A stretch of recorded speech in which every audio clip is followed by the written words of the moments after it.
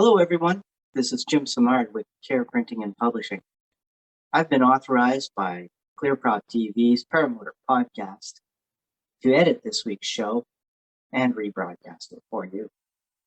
In this edit, I endeavor to focus on the guest, their story, and what they have to say. If you find this show even a little bit informative, please give it a thumbs up, and that will benefit others. It'll allow them to find the video easier and learn as well. So, if you have any questions, put them down below in the comment section and I'll answer them. Also, if you enjoy the show and you want to see more, hit the subscribe button and you'll be notified when more videos come up. Have a great day. Enjoy the show. All right, welcome everybody. This is Sean Simons, PPG Grandpa. Welcome to Paramotors, the Paramotor podcast on Monday night. I think that we were the number one on Monday night Paramotor podcasting. How about that stuff? Anyways, this is ClearPropTV. You can also find us on paratalk.org. Tonight we got Jonathan Carr with us, and unfortunately we only got him for 30 minutes. So let's go ahead and jump right into the interview. Jonathan, welcome to the show. We appreciate Thanks for having me. Absolutely. First of all, if you don't know Jonathan Carr, he is the nicest guy you will ever meet in the paramotor community. He is very knowledgeable. He's the guy that actually helped me on my very first SIV course many years ago. So this guy has lots of experience under his belt. So without further ado, Jonathan Carr, welcome to the show. Thank you so much for joining us. For all the people out there that don't know about you, tell us a little bit about yourself and how you got into paramotoring. All right. So yeah, initially I got into just air sports in general when I was in high school. I started skydiving as soon as I turned 18. And then when I went to college, I got too broke to continue doing that. And then when I finished college, I had enough money saved up to put a down payment on a house or get a paramotor. And I kind of went the Craigslist route and stumbled down there and honestly did all the wrong things. And after months of frustration, I found myself meeting Eric Dufour. And he was really my mentor. If you guys do not know Eric Dufour, he's one of the founders of the sport. Back when people were just kind of strapping moped engines on their back and had mouth throttles and really kind of the pioneers of it. So what I did is once I met him, I finished a refresh training or did like 3 days to kind of touch up after doing months of struggling with Craigslist guys. And after that, I did a classic apprenticeship. And I stayed with him for about 2 years, just working in exchange for knowledge and apprenticing and learning, kind of like you would do for like carpentry or electrical or any type of trade. And after 2 years, I became an instructor working with him, worked with him for 1 year as instructor. And then I've been running what was his old school now, and now it's Paramotor Orlando out of Valkyrie Airport. That's kind of my start into paramotoring, and then I'm really into doing acro. I like doing really just high wind flying and staying low and doing stuff on the ground and kind of showing off and having some fun down low. Well, having those good laminar winds over there, you are very lucky. I'm inland over here in Arkansas, and we get almost nothing in the morning and such high winds in the afternoon, we may not even be able to fly. So it's just weird over here. I'm sure one of the questions is going to be, what is your go-to gear as far as your wing and your paramotor? What's the gear that you have, and probably what's your all-up weight? I'm sure people are going to ask. Yeah, so I fly Air Conceptions. I have been and always do. For my personal unit, we have quite a few units, but my personal unit for doing like acro and foot launch tandems. I use a Tornado 280 with a 140 40 prop. For gliders, really any and everything. I mostly use Everest. So I have as low as 14-meter Everest Thunderbolts to 40-meter tandem gliders, and anytime student wings hop in, really a glider's a glider to me. It doesn't really matter how I fly anything. But yeah, my main two companies is Everest for gliders and then Air Conception for motors. Awesome. Now, I met you over at the first SIV way back in the day when they were just starting the SIV course down there. How much I guess SIV have you done in the past? I mean, you helped down there, but do you do a lot of SIV? Do you train any SIV? It hasn't been my focus lately. I worked with Andy for probably like a year or so, maybe a little under that. Um, Really, honestly, we just are pretty darn busy at our school, and I mainly do introductory basic training lately. So that's been my focus, getting people in there and getting them started with the basics. We'll do a little bit of advanced training, but we're not doing stuff where they should be able. Gotcha. We you dropped out for a second and you're on mute, so it's One probably second, you got me again. gotcha. Cool. Yeah, so I did SUVs for a bit, but honestly, my focus hasn't been Acro as much lately. It's been more doing basic introductory training. Okay. Was there any questions in the super chat or anybody have questions in the on the panel before we continue? Yeah, I have a quick question. I was wondering, I know you've been flying for a while, but how long have you been flying? Like, when did you get started? Yeah, so I've been flying for about 4.5 years now. So not a ton of time, but it's been consistent. So as soon as I started, it's pretty much all I did. I would dedicate about 3 to 4 days a week consistently, and it just yeah, I've lived, sleep, and eat this as soon as I started getting into it. So I probably have a few thousand hours. I honestly stopped counting once I got to like within my first year or so. I had about a 500 flights, and then I stopped logging it. But we'll fly 3 4 times a week and do sometimes 10 tandems in a week. So we stay busy and we got a lot of airtime. Are you right on the coast? I know he was talking about laminar winds. Yeah, we're pretty close to it. So we're not like right on the beach. We have an airport that I'd say it's about not even a mile from the ocean. So even when we do get it coming from, we'll still get some rotor off of trees, but it's a lot better than going after miles and miles of mountains. So yeah, we can get away with flying some higher winds out here, and we have a lot of fun doing it. Sounds good. Right Yeah, on. another quick question about you're close to the beach there. That's the Atlantic side, right? Yes, sir. So is that like Daytona, big wide beach? Are you allowed to fly on it? So most beaches in Florida are banned from flying. There's either local ordinances in place or stupid pilots kind of just go and fly low and ruin it for a lot of us. We can fly to the beach from my airport, the airport that I operate out of. We have just a huge, massive field. And then from there, as soon as you launch, you're looking at the Indian River. And then right on the other side of that barrier, there's kind of barrier islands. You got the ocean. So if you wanted to, you could do a little cross country flight if the wind was coming from the ocean. But for the most part, when we're training our students, they're just flying a big old square over our big patch of grass. So if anything happened, you can come back and land. Yeah, it makes sense. So, Jonathan, you teach and you like doing acro. Do you teach acro? I've helped with it back in the day when we were doing the SIVs. Mostly, the most I usually would get my students up to was start getting kind of introductory with the wing overs, not doing anything too big, not anything too deep of spirals, but learning really what by the end of it, well, if a student sticks with me, we'll teach them how to take some energy and how to dissipate that energy. More about it to build it and how to know how to handle that. But once it gets to that point, I usually send them to either go to Skylab or go to some SIV clinic where they can really push it over water. So no, I don't teach acro too much. Sometimes we'll mentor people. If you have people those pilots are the bold ones that start progressing, give them little tips and pointers here and there. Who was your greatest student? Said Wallow season. I know he's lucky. He's kind of feeding an answer right that one. So I guess I'm just gonna go say Wallow is my greatest student. Will. Um, he would probably be super upset if I didn't say that. No, yeah, he has done really well though. He's probably I think it's over 200 flights and it hasn't even been a year of training, so he's picking up quick. He's a good one. Absolutely. I know that I really flourished after my SIV course. It's like once I went through the SIV and I realized that I had to put everything I had to into collapsing this wing, and it just doesn't collapse. And if it does collapse, it'll just pop right back out so quickly. Have you had any? I know that you got one student that has 200 hours. in this first year. Do you have other students that, really get into this and this is all they eat, breathe, and sleep to? Oh yeah, without a doubt.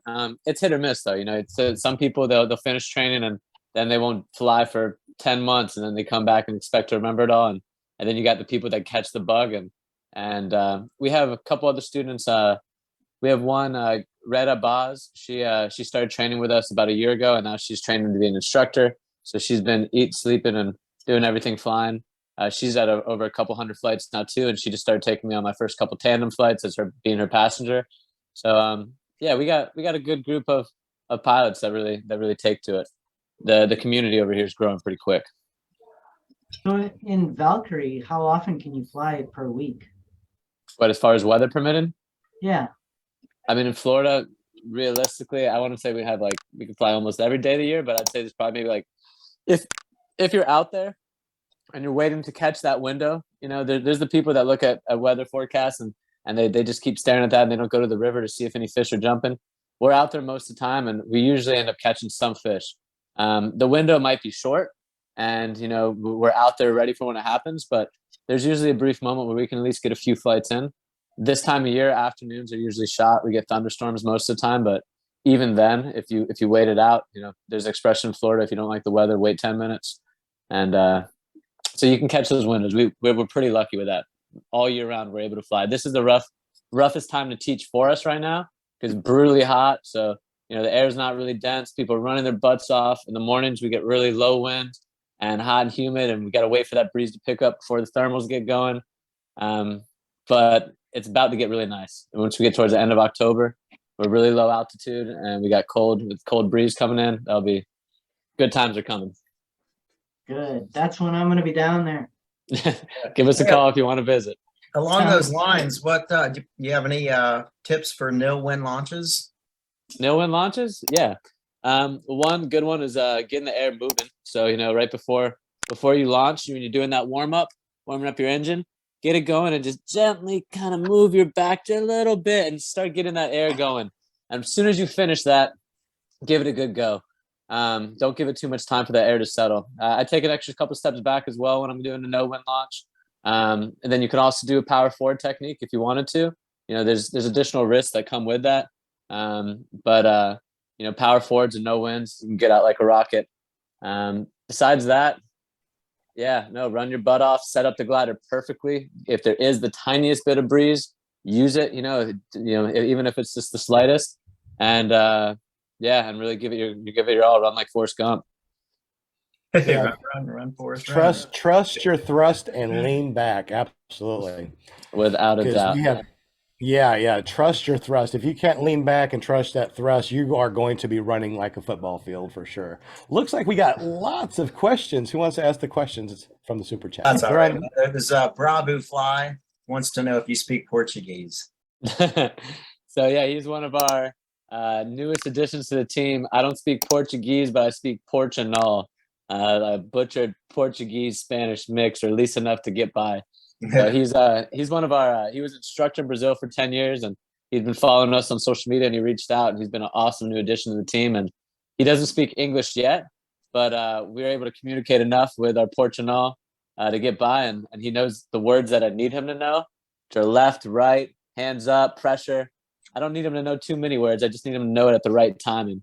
So he's able to teach our students kiting, and he's been a really big asset to the team. So I speak Portugal. Have you tried that new that app that you can talk and he talks and it talks back and forth? I haven't tried that yet. I honestly get a big kick out of the good old fashioned way, and just I love learning languages as well. So it's a good opportunity. But when we get to that point when we realize that we're not able to get it done just by communicating on our own, we do whip out Google Translate. But it's rare. Most of the time, we're able to get across the message. Yeah, there's another question from Wallow Season there. What's next for you as a paramotor pilot? And are you planning to go to Bad Apples? Definitely should make it to Bad Apples this year. Last year, I ended up having to train. I tend to always that seems to happen is I can't say no to students sometimes, and I'll take them on, and then I'm kind of being committed for that weekend, even when I schedule it out. But yeah, I hope to be to Bad Apples. What's next? In about 3 weeks, I'm going back to Egypt. I've been working with Sky One for about over a year now, And we help with the event where they're flying over the pyramids. We got a group of like 8 of our previous students coming with us. So they'll be flying over the pyramids, Luxor, Aswan, the Red Sea. So that should be a pretty cool event. I'll be doing tandems over there as well. And then, yeah, it should be awesome. It's a really good time. I highly recommend it. Anyone that's interested in that type of, experience, Sky One is the people to do it with. I have no idea how long a type of event like that will last, where you can fly over one of the wonders of the world, but they got it pulled off so far. How close can you get to I them? recommend taking advantage of that. Well, first year I went, there was no briefing at all, and they pretty much just gave you a motor and like, go do your thing. Turns out someone ended up stepping on the top of one of them, and now there's a little more regulations, and I mean, pretty much just be respectful. Don't step on them, and don't be one of those Americans or one of those pilots. But I think now they were saying like 500 feet or something like that, but it's not strictly enforced. The main thing is be respectful with it, and if when there's no wind, you can get really close to it. When there's wind, it's some pretty wonky rotor that come off of those things, as you can imagine. So yeah. Are you going to the ones just outside of Cairo? Yeah, Great Pyramids of Giza. And then to add to that, something I hope to start doing soon would be facilitated paramotor adventures, venture trips. Pretty much anything that you can get paid to do that you would pay to do. That's my mentality in life, and that's how I ended up where I'm at right now with teaching. Get to fly as much as I can.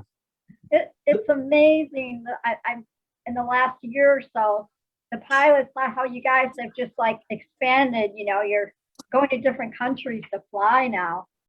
It's like so cool. And then they get down there and let everybody kind of follow what they're doing. So are you going to Egypt with are you flying with Jack Burton and Leah? They went on separate trips. Okay. So they do multiple events per year. Yeah. I seem to miss both of them. So I was in the one a few months back, and then another one about a year ago, and then this next one's the October event. So I don't know if they're going to be going back again to it, but it'll be cool to cross paths with them if they do. Yeah. Bill H is wondering if you need somebody to take over while you're over in Egypt. I'll be all right. I got it scheduled right now. We're knocking out a bunch of people before I leave, and then we got a lot of students going out there. But I appreciate it, Bill. On that note, he's also wondering if you're hiring instructors.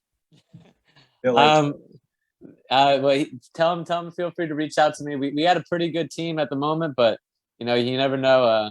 As we get busier, eventually it never hurts to have good helping hands around. So feel free to reach out to me, Bill. There you go, man. And what's your favorite place to go for breakfast before an early morning flight? Our routine, actually, I usually skip breakfast to start off the day. I'm more of take a little later to get started with the appetite. But we have this Cuban coffee place. That's one of our traditions we go to. It's called Tree of Life Cuban Bakery. So it's a hole in the wall, but cheap food, big sandwiches, classic Cuban food, good Cuban coffee. So that's one of our go-tos once we finish a good morning of training. Very nice. Very fun. So what's on your bucket list now, like as far as places, other countries to fly? So Egypt, you said you've been there once before, and you're going back, or you've never been there? Yeah, I've been there twice already for the same event, and then this is going to be the third on the bucket list. I really want to, when I can get away from the school and kind of break off, just do flying for myself instead of training flying, which I really want to make a point of prioritizing that. That's one of the downsides of being instructors. Sometimes when you eat, sleep, and breathe flying on your days off, and you don't fly for yourself as much. So I really want to make a trip to go out to Oladunzi. I know I butchered that pronunciation. Turkey. That's a big Acro capital. I would love to go to Lake Garda, Italy, Orgagna, Spain, probably in that order, and really just get the opportunity to train with the people out there. It's a different class of pilots, and when you're out there and you're surrounded by that, you can't help but progress. So I would love to go out there for a month and a half, live the kind of gypsy lifestyle, just staying in hostels and just running off the mountains for a while and practicing over water. Sure, that's cool. Very cool. Sounds like a plan to me. I hope to make it happen. When you go over there to fly the pyramids, obviously you're renting equipment, right?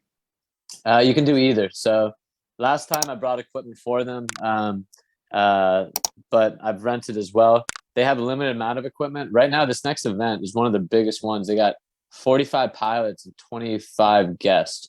So they definitely don't have motors to accommodate all that. I put together a video of how we brought our motor last time. Essentially, we just clean out all the gas out the system.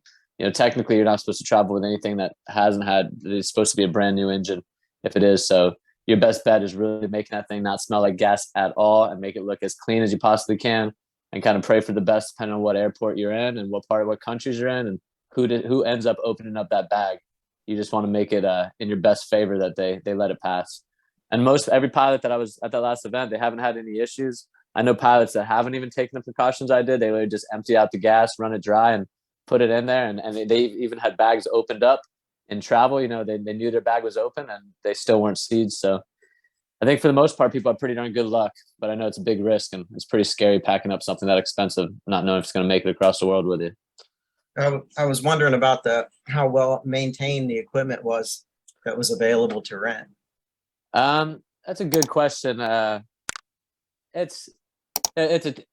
treat it the same way I treat any motor, like a 2-stroke POS that I wouldn't trust, and that's how I treat everything that I fly. You know, it's not a matter of if it's going to go out; it's a matter of when it goes out. They do a good job. They have running motors. You know, it's a mixed bag of equipment. Mostly they do Polini. That's really what they specialize in. And but yeah, a 2-stroke's a 2-stroke, and it's safe enough to fly. That's for sure.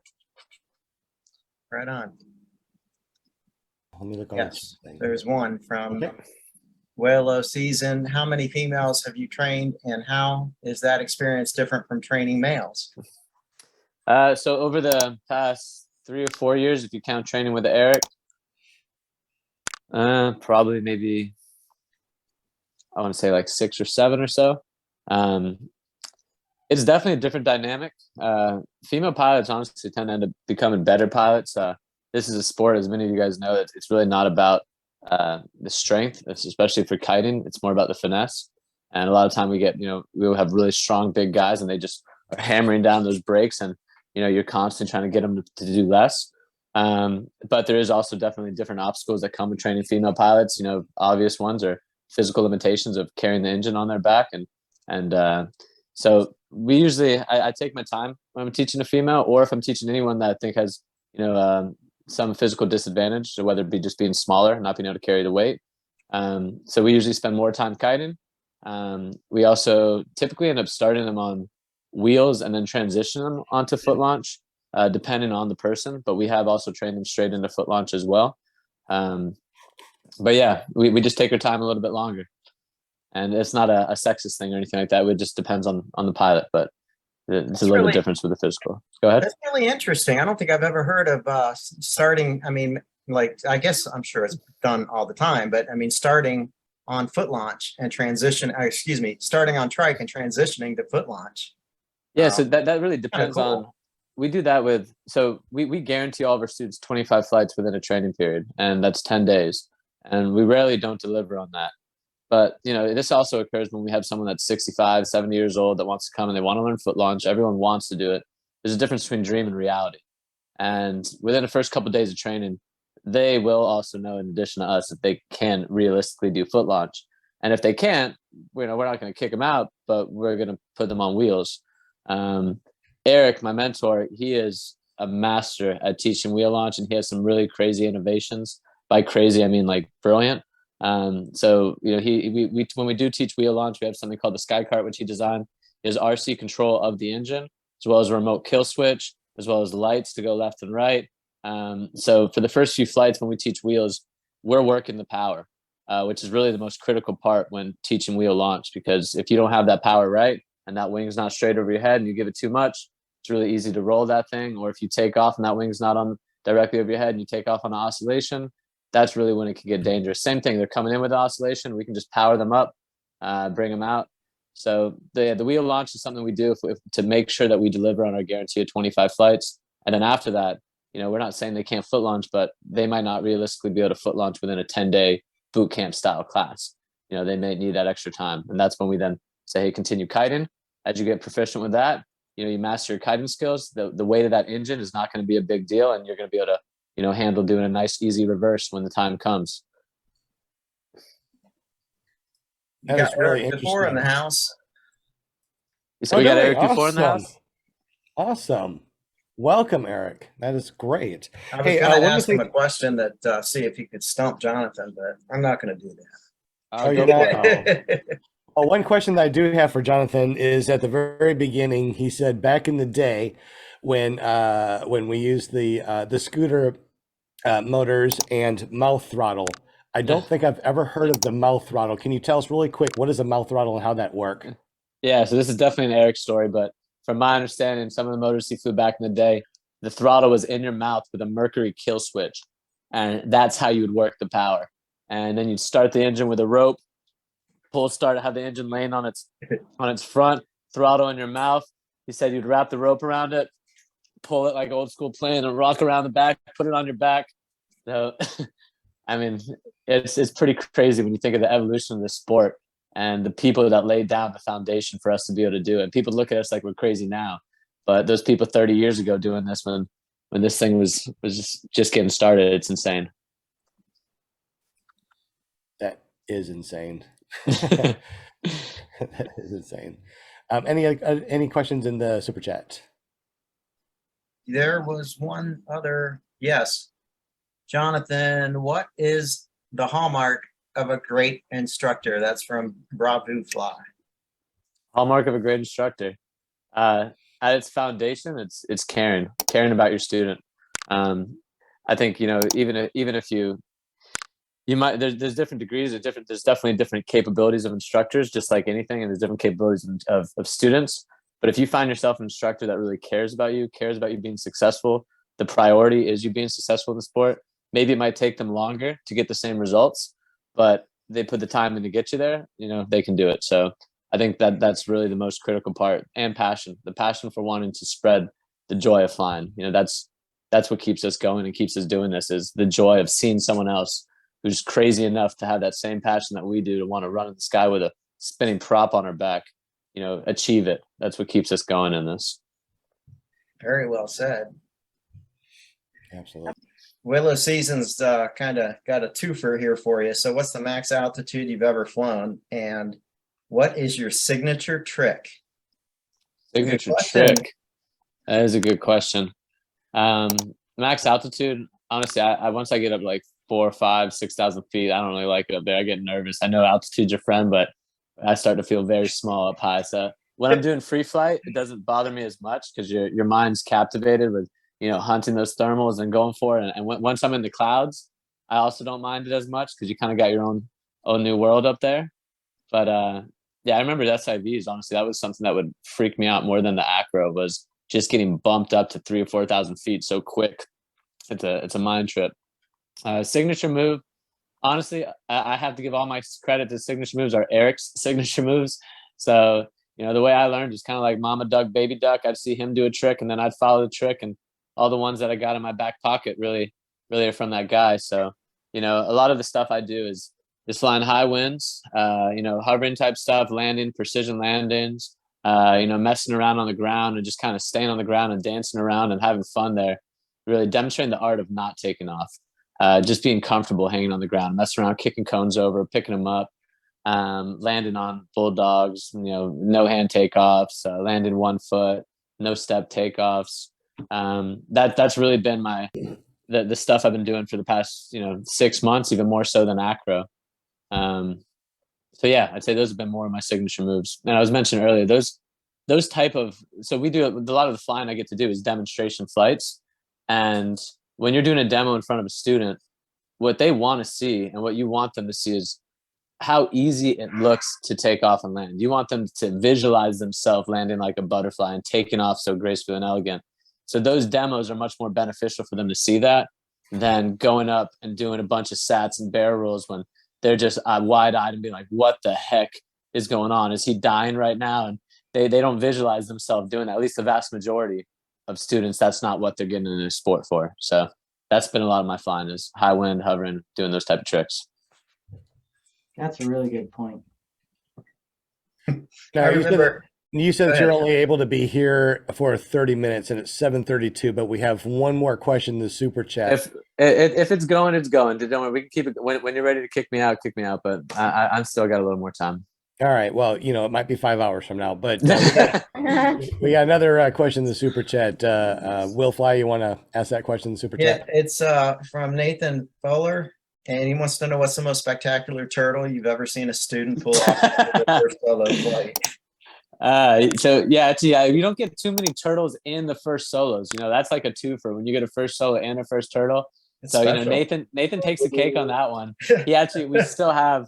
So Nathan was one of our students. I believe it was back in May. I'm pretty sure of that because we have a sign in our school now that says like last turtle, and then it's a whiteboard style where you can write the date of the last turtle, and he was our last turtle at the school. So we've been turtle free. The facility's been turtle free for a few months now. So Turtle we take pride free. in that. Yeah, exactly. That is such an appropriate name for that position. I mean, there's nothing better. Yeah, Oh turtle. yeah, it's great. And all you can do when they turtle is come over and take a good picture and And smile you with gotta them laugh, first, right? I mean, Absolutely. it's great face. It's the best. The Achilles heel, when I was training, I remember for me, it was good communication because I didn't have it. How so? What were they lacking in the communication style? So, well, what do you use for communication? Like Are we talking about radios or radios when you're talking to the student and So we use we use a standard like Bofang radios. They're honestly they're not my favorite. Radios in general, we don't really trust too much, but we have the Bofang radios. We use Envolo helmets, especially for solo flights. And really the key in terms of what makes our communication clear, and this is due for style, is we don't use many words. We're not up there talking, asking how their kids are doing or what do they want to do this weekend. Our words are right shoulder hold, left shoulder hold, hands up, pressure, break, stop, one syllable words. And we're saying those over and over because we recognize that they got a loud engine spin on their back. They might not hear it. So, if we're saying it's right shoulder hold over until they execute the command, we want them to do more, 1 inch more. Before we fly our students, we have solo exams that have, so we go through the theory in the solo. That's important. But when we get our student to solo, what I really need to know is that my student understands what I'm asking them to do. When I ask them to do that command, what are they going to do to execute it? And we go through all those keywords. We have about 15 of them or so. They match that, what it is. And we've gone through that for the course of the first 3 days or so, really making sure they have a clear understanding of that. And then also we've taken the steps in the sense that they've done the simulators where we have visual commands. So if they do lose radio, they signal to us with their legs right here. This means we can't hear you. And then we instruct them they should be looking at us. And then we're on the ground. We're not go-go dancing. We're telling them what we want them to do from the ground. And we can land our students right in front of us. We have visual commands then for the landing. So, sorry about that. I was trying to do it visual though. But we try to land our students in front of us so we can do the break timing with their hands as well. So even if they don't have audio or if something goes wrong, they're still landing right in front of us. And we're using that to be able to show them the flare timing. what a great system, man. I owe it all to Eric Dufour. He's the one who designed it. I just execute it and repeat it. I can tell you on my communication consisted mostly of the word 14. And so when you change a channel or something on the whatever we were using, it would say 14. Somehow it got stuck. So like every 2 seconds, 14, 14, 14. That's all I heard the whole freaking flight. So yeah, man, you got a great system. Hey, it's unfortunate. Even with my system, we can still have it, but it goes 14, 14. But hopefully then they do their job and let us know. Yeah, you got a what if. I mean, you I didn't have that. So that's really nice. Bill H wants to know how we find you on social media. Yeah, so on Instagram, we got Paramotor Orlando, Facebook, Paramotor Orlando as well. That's the name of our school. And you can find us all there. Got a lot of stunt videos of students, first solos and progressing, tandems, and a bunch of smiling faces and people having fun flying. Absolutely. And the link should be below in the description. So if you want to go down there real quick and click a link, it's right there for you guys. Awesome. Thank you so much for having me. Really appreciate it. Absolutely. Jonathan, thank you so much for joining us tonight and going a little bit beyond your 30 minutes that you said that you have with us. We definitely appreciate you. It's been a long time since I... Oh, yeah. Do you want to do a thumbnail, Will? Yeah, ready? 1, Absolutely. 2, and hit 3. All right. Am I supposed to put my thumb up with it, or is this a smile picture type? Whatever It's supposed to be wanna you, do. man. I mean, you can do the fingers in the nose if you want to, whatever you want. We can Photoshop in anything, whatever you want. Hey, one Awesome. last thing. Eric Yeah. DeForest says he's proud of Jonathan. Thank you, Eric. I appreciate Yes. it. I owe it all to that guy, really. Definitely, and 100%. The most incredible guy right here, Jonathan Carr, All right. extremely knowledgeable, just incredibly good. And like I said, when I first met him, 6 months into my flying career, I went to the SIV course, and he was there, and he was so good at making the students feeling relaxed and calm. And he went through all the steps, everything from the doors are shut and locked, all the way down, everything he said out loud.